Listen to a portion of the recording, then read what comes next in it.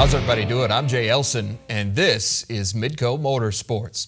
Well, as I'm sure most of you are aware, most drivers race with the intention of winning as much money as possible. But one local competitor, at least for the time being, is also focused on raising funds for a very special cause. Midco SN's Kelly Stewart has more in this week's Inside Track. Trevor Mell is a Sioux Falls native who now resides in Harwood, North Dakota, but every weekend he makes the trip here to Badlands Speedway to compete in the 305 Sprints division. Mell was recently inspired by a charity walk to raise money for a child in need, and he's doing so while incorporating his favorite hobby. It didn't take much for Mell to become a regular at the racetrack.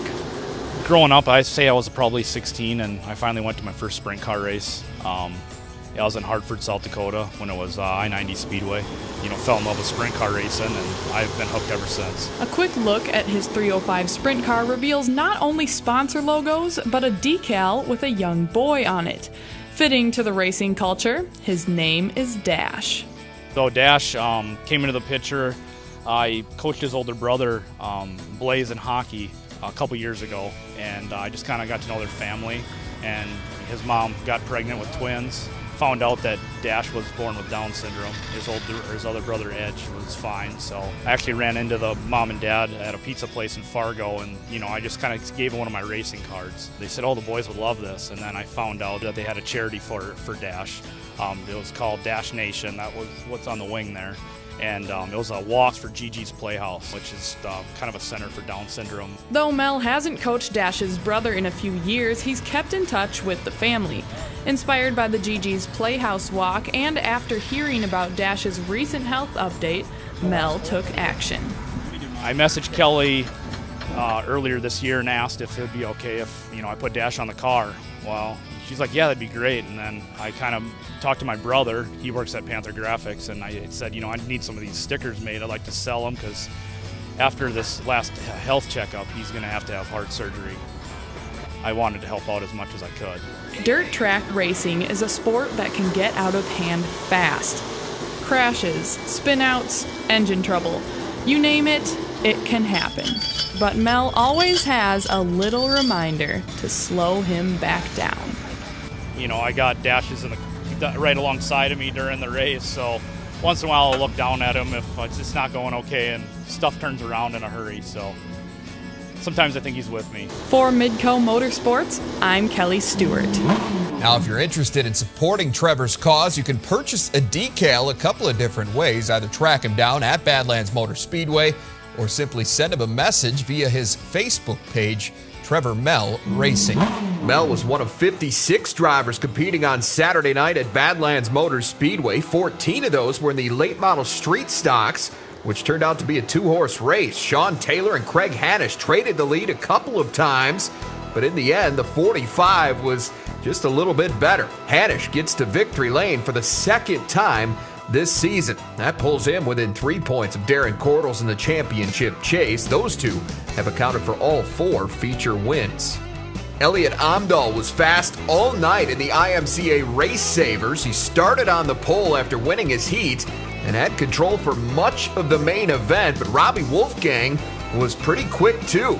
With 2 to go, check out the slide job. Wolfgang gets the lead and steals the win, coming all the way from 8th to do it. It's been a strong start to the season for the 429 team. Wolfgang has won 2 of the first 3 features at BMS.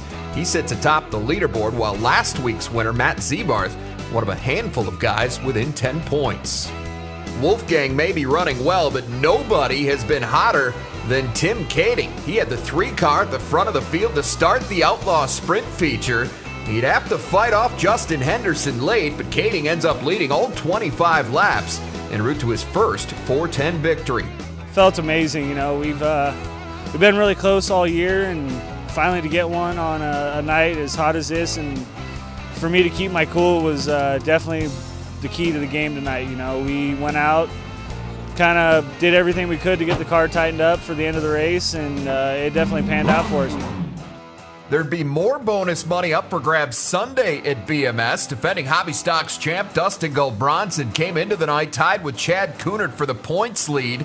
But that is no longer the case. Galbronson comes from 4th to get the win, his 28th in Brandon in the hobby stock class.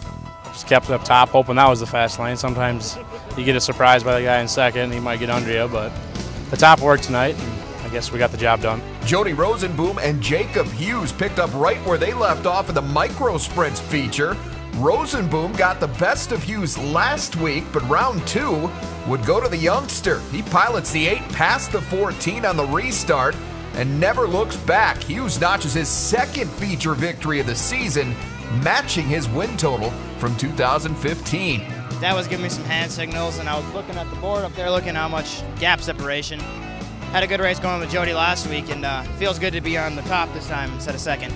A little controversy in the 360 feature. Dylan Peterson running well from the pole, but he gives away the top spot right here. His right rear makes contact with the wall, and that opens the door for Wade Nygaard. The Grand Forks, North Dakota native stayed out front the rest of the way, but it all went for naught. Nygaard went to his trailer before going through the post-race inspection. That's a no-no, and he would be disqualified. So the win, which was worth $3,500, instead goes to Tim Kading. That capped off a great weekend for the 3 team. It also gave Kading a little extra cushion in the standings. He's now 108 points clear of Justin Henderson. Travis Robertson has been unbeatable at River City Speedway of late. Find out how he fared in Friday's bid for a 4th straight win when Midco Motorsports rolls on. And welcome back. Travis Robertson has picked up right where he left off at River City Speedway last season. Since failing to finish the season opener, the track's reigning Street Stocks champion had reeled off 3 straight victories, putting him already halfway to last year's win total. Robertson well aware that success in this sport involves about half skill and half luck, and he definitely got the latter on Friday. The 10R started on the outside of row 4, but he'd be the beneficiary of a couple of timely caution flags, and he took full advantage. Fresh off one of those restarts, Robertson gets by Brent Lofsgaard for the lead, and he goes on to make it 4 in a row at River Cities. I kind of had the preferred lane each caution on the outside, and that last one really helped me to where I was able to get a run on the top side out of 2, and going into 3 and coming out of 4 is just able to keep it and get the run up top and just hold on from there. John Halverson led for most of the Midwest Modifieds feature, but that doesn't mean a whole lot now. 3 to go, Dallas Brevik finds some stick at the top and shoots past the 35. Brevik would have his own issues moments later. The 17 sheds a wheel with under a lap remaining. Talk about tough luck there. Brevik would have to settle for 9th. That brought on the green-white checkered finish. Halverson has the lead again, but he loses it again. This time to Rick Hamill. He gets his first win of 2016. It was an interesting night for the late models. Race leader Dustin Strand cuts a tire just a couple of laps into the race. His crew would get it changed under caution, but he'd have to restart from the rear of the field. Scary moment here. Mike Balkin goes for quite a ride. He rolled a total of 4 times, losing his helmet in the process. Balkin needed assistance to get to the ambulance, but he did avoid serious injury. After a long delay, action resumed with the 2 car of Bill Mooney out front, but here comes Strand again. How about this? He goes from first to last to first for the win. Just how he drew it up. Victory number 2 moves Strand into a tie with Brad Sang for the late model lead. Shane Edgington right there as well. He's just 1 point behind. Near record speeds and no caution flags made for a quick 410 sprint feature. The 25 machine of Corey Mack set the pace early on, but once he got into lap traffic, Mark Dobmeyer quickly reeled him in. Dynamite made it look pretty easy from there. He goes back-to-back at RCS. Kind of had to work the traffic. You had to work the top of the track, the middle, the bottom, everywhere. But wherever you went, there was definitely some stick, and she was elbows up fast, riding wheelies half the time. So it was a good time. Dobmeyer's actually won 3 of the 4 times he's raced at River Cities this season, but that one no-show has him 4th in the standings. He trails 2-time defending track champion Austin Pierce by 24. IMCA racing, as usual, took center stage Sunday at Buffalo River Race Park. Picking up on lap 4 of the Pure Stock feature, West Fargo's Dylan Hager takes the top spot away from pole setter Dan Evert.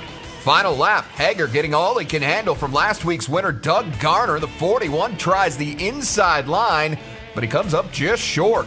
Hager gets his first ever feature win by the slimmest of margins.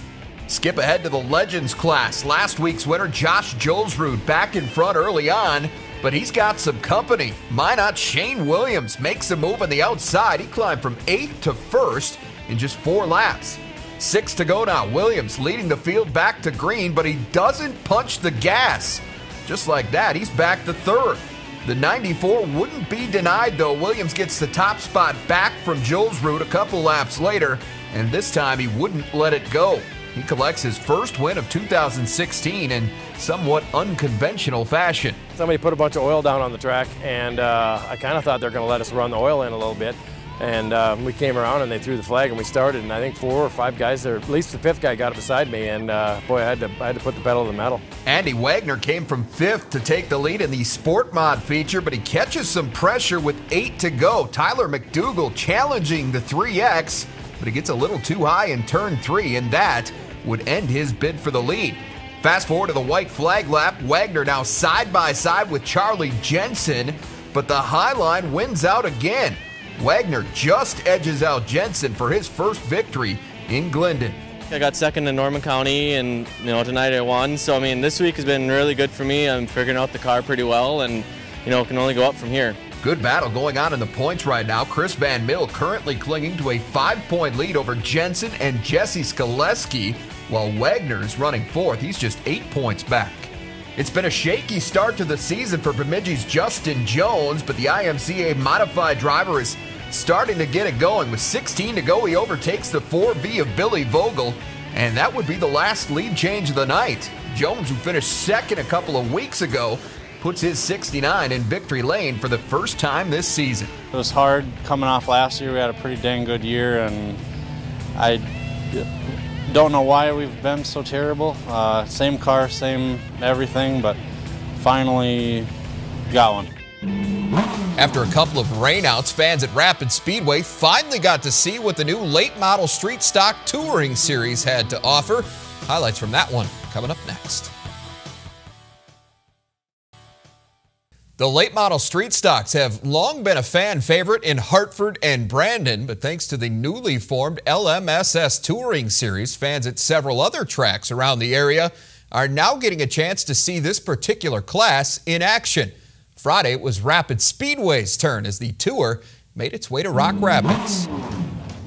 The first 2 scheduled shows at Rocky were rained out, so the 3rd time was the charm for Darren Cordles and company. The Sportsman's led off the night. Great action off a late restart as 4th place starter Brian Kroon wins the 4-way battle for 1st. He wouldn't stay there for long, though. Next time around, Alex Wazorek takes advantage of Kroon's bobble in turn 4. He gets the lead and rolls on for his 2nd win in 3 trips to Rock Rapids. There was a little more electricity in the hobby stock feature, though it got off to a slow start. The caution flag came out 5 times before they were able to complete 2 laps. Good battle up front once they got to green. Chad Loneman trying to reel in Alex Wiertsema. He's hugging the bottom awfully tight, though, and it eventually burns him. The 17L cuts it a little too low this time, makes contact with the cone, and that was it for Loneman. He pulled in after getting the black flag. Fast forward to the final lap. Dustin Gulbranson looking to steal the win here, but Wiertsema fights back. The 13 gets aggressive, slamming its way back to the front, and he holds on from there. First career win at Rocky for the man from Little Rock, Iowa. Fans were treated to something pretty special in the B-Mods. The 11L of Lyndon Johnson had control for much of the race, but what he couldn't see was the 41 of Thor Anderson charging through the field. Anderson started 18th after qualifying through the B, but he moves past Cullen DeRuyter here for 2nd. He'd complete the climb 3 laps later. Anderson slides around Johnson, and he wouldn't slow down until he hit the checkered flag. What a run for the 41. We really tried some different stuff in the heat, and that's kind of what put us in the B and me running off the track. And then we tried some different stuff in the B as well. just testing and tuning, and we again tried something today, and holy crap, it really hooked up. It was yeah, she was handling good. 5 features and now 5 different winners in this class, but only one driver has finished in the top 5 every time. That consistency has Anderson 13 points clear of the field. The stock cars rolled out next. Points leader Elijah Ziebenbergen found himself in a pretty good fight with Eric Gull. The 22E stayed right on the bumper of the 66Z for much of the race before Ziebenbergen finally managed to create some space. He goes on to become this season's first 3-time winner. Ziebenbergen looks well on his way to ending Rich Gregoire's 4-year reign in the stock car class at Rapid Speedway. In fact, Justin Regneris is the only reason this thing is still interesting.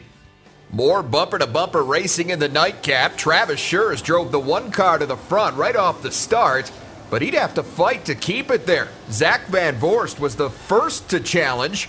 Schurz, though, manages to fight him off a couple of different times. Later, it's the hometown favorite Darren Cordles taking a run at the lead. The 11K nearly gets the job done here, but Schurz equal to the task yet again. He ends up leading all 20 laps en route to his first Tour victory. I've been racing here for 5 years and finally get a win down here, and especially the week after you wreck the car and completely rebuild it, even still sitting here at the track trying to get the thing right. It's a huge momentum booster. You're fast. The car's fast, everything's working, you just got to keep getting finishes now. Just a couple of months into its first season, the National Sprint League's 360 Series has run out of gas. We'll cover that and more with Midco SN analyst Rod Pattison after this.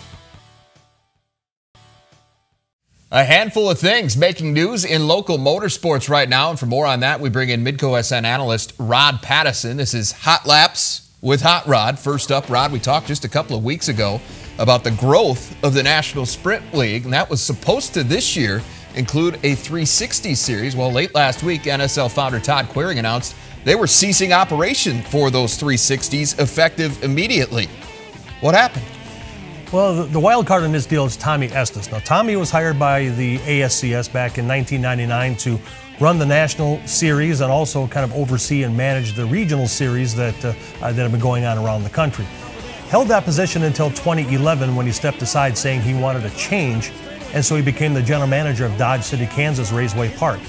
That takes us to August of 2015, this past August, where Todd Quiring and Tommy Estes got together to develop the NSL 360 series. But once Emmett Hahn from the ASCS found out about that, he told all of his drivers that he is going to forbid them from racing with any NSL show, 360 or 410, and if they did so, they would take away the points for that particular series, whether it be a regional or national series. Well, there was some difference of opinion as far as how the series should go. There were some unfulfilled promises. Make a long story short, Tommy Estes and Todd Quiring parted ways. At the same time, the announcement that you talked about with the NSL 360s disbanding and ceasing operations. At about that same time, Todd Quiring reached out to Emmett Hahn with the ASCS and wanted to work together as opposed to working apart. They proceeded to talk. Next day, they got together. ASCS is now not only working with Todd Quiring, but they're also going to be sanctioning the 3-day nationals, the Jackson Nationals, in August. And the future looks very, very bright for 360 sprints, especially with these developments. And all I can tell you is stay tuned, because there's going to be some further announcements coming up this summer about this situation. All right, I look forward to that. Well, the NSL 360s might be going away, but the IMCA Race Saver Sprint Car class, they seem to be growing, Rod, and it might have taken a little bit longer for this group to take off than some expected. But what, in your opinion, is the future for the 305s? I think it's great. It started off as a beginner class and a little bit slow, to be honest with you, but it's really taking off. And I think that the name Race Saver is very apropos. This is the future of sprint car racing. A lot of the Fender cars have an opportunity to be a beginner type of series, where sprint cars didn't have that. You can get yourself a very competitive 305 Race Saver car, complete, about $10,000. as opposed to a 360 program where the engine itself is between $50,000 and $55,000. And then you have to take that engine in about 10 to 15 shows and freshen it up, which is another $10,000. Wow. This is an opportunity for young people or people with a family and those types of things to be able to enjoy sprint car racing and not have to mortgage the farm to do it. So yeah, I like the series, and I think it's doing very well now. Well, good. Well, finally, the late model street stock touring series off and running in its first season. We caught up with them Friday at Rapids Speedway in Rock Rapids, and I got a chance to talk to a couple of the drivers that night. It sounds like a big part of the goal here was simply to inject some life into a class that looked like it might be starting to fade. Are they accomplishing their main goal? They are, and the reason I say that is because there was a lot of unknown with I-90 Speedway and Houston's now Badlands Motor Speedway about the future of this class. So Derek Vanderbrink, along with Travis Scher, Darren Cordles, and a lot of other people got together to try to figure out what they can do to save this series. Interesting in the fact that there was a lot of unrest in 360s with I-90 and Badlands not running those in 2015. The MSTS business model for the 360 sprints was originally supposed to be for the late model street stocks. Obviously went to 360s, they brought the business model here, and it's gone very well. They have about 12 to 14 scheduled shows. They've had 14 cars at each of the 2 shows that they've had. They have their own tech person, they have their own PR person. They have a major sponsor in Tailgaters with about 14 others. So it's really off to a great start, and I love this class. I think it's great, very competitive, a lot of quality drivers in it, and the success so far has been great, and the future is even better. Yeah, they are fun cars to watch. There's no doubt about it. If they could just get a little more cooperation from Mother Nature, that would probably help as well. All right, you are officially off the Hot Laps hot seat for one more week. Thank you, Rod. Well, we have reached the white flag here. We'll wrap things up with a look at your weekend schedule next. Here's a look at where the Midco Motorsports cameras are going to be headed this weekend. Enjoy the races, everyone. We'll see you next week.